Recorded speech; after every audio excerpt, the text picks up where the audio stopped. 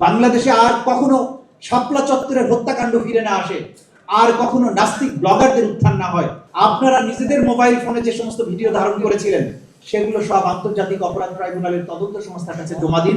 তা না হলে কিন্তু এই অপরাধীদের অপরাধ পুঙ্খানুপুঙ্খ রূপে প্রমাণ করা সম্ভব হবে না। মানবতার বিরুদ্ধে অপরাধ ছিল, সেইটা প্রথম আমরাই আইডেন্টিফাই করে 15 জনের বিরুদ্ধে শেখ হাসিনা, তার আইজিপি, বিজিআর এর প্রধান সহ 15 জনের বিরুদ্ধে প্রথম গ্রেফতারি পরোয়ানা জারি করেছিলাম আমার সময় আন্তর্জাতিক অপরাধ ট্রাইব্যুনালের মাধ্যমে।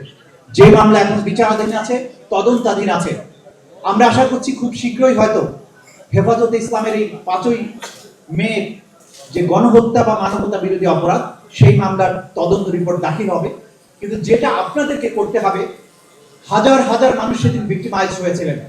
তদন্ত সংস্থার স্বল্প কয়েকজন তদন্তকারীর পক্ষে সব ঘটনা তুলে আনা সম্ভব নয়।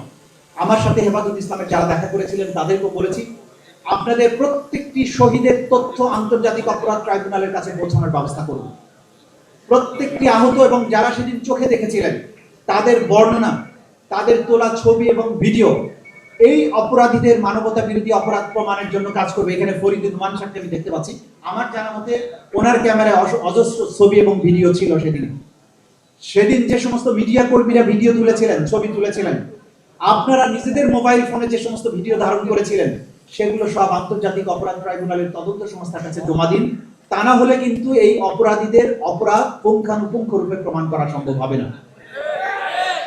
এই ভিডিও ডকুমেন্টারি তৈরি করে এইটাকে একটা স্ট্যান্ডার্ডের মধ্যে ফেলে এগুলো সারা জীবনের জন্য সোশ্যাল মিডিয়ায়, বিভিন্ন মিডিয়াতে আপনারা সংরক্ষণ করুন, প্রচার করুন, যাতে ইতিহাসের এই স্বর্ণোজ্জ্বল অধ্যায়টি আগামী প্রজন্মের জন্য লিপিবদ্ধ হয়ে থাকে। যদি কেউ আবারও বাংলাদেশের স্বাধীনতা, সার্বভৌমত্ব নিয়ে, মুসলমানদের আকীদা বিশ্বাস নিয়ে এরকম ধৃষ্টতা দেখানোর চেষ্টা করে, সেদিন রুখে দাঁড়ানোর জন্য আবারও শাপলার শহীদদের মতো আবার জনতা জেগে উঠবে, সেই রকম একটা পরিবেশ তৈরি করার জন্য ইতিহাসের কাছে কিন্তু এগুলো আমাদের রেখে যেতে হবে। আজকে আমি দেখতে পাচ্ছি অধিকাংশই আপনারা হেফাজতের কর্মী অথবা হেফাজতের নেতৃবৃন্দ।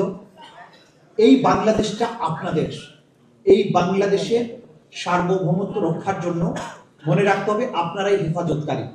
সেই ক্ষেত্রে এই দেশের মানুষের বিশ্বাসকে ধারণ করা, ভিন্ন মত, ভিন্ন ধর্ম, ভিন্ন সংস্কৃতিকে একসাথে ইনক্লুসিভ ভাবে নিয়ে এই বাংলাদেশটা আমাদের যারা জনগোষ্ঠী আছে প্রত্যেকের জন্য বসবাসযোগ্য একটা বাংলাদেশ যাতে হয়।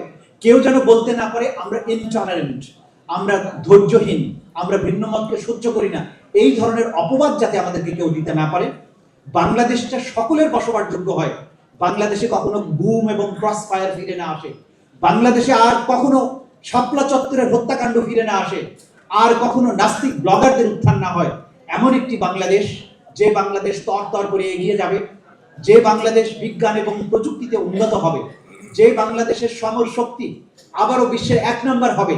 আমাদের সায়েন্স, টেকনোলজি, আমাদের এডুকেশন, আমাদের সংস্কৃতি, আমাদের বাণিজ্য সবকিছু এমন বিশ্ব স্ট্যান্ডার্ডের হবে যখন যে একসময় ইংরেজ, ফরাসি, ডাচ যারা বাংলার সম্পদের জন্য, শিক্ষার জন্য, সংস্কৃতির জন্য, স্থাপত্য কলার জন্য বাংলাদেশে আসতো, আবার এই বাংলায় দুনিয়ার মানুষ যাতে ফিরে আসে এবং গর্ব করার মতো একটা বাংলাদেশ তৈরি করতে হবে।